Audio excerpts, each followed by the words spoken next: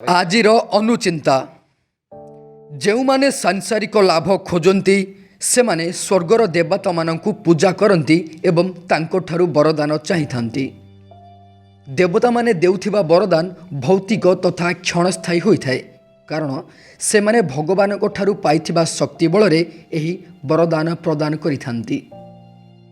समयर सुअरे सबुकिछि भासी जाए, किंतु स्मृति होई रही जाए अतीत आउ आशा होई बंची रही थाए आसंता कालीर भविष्यत।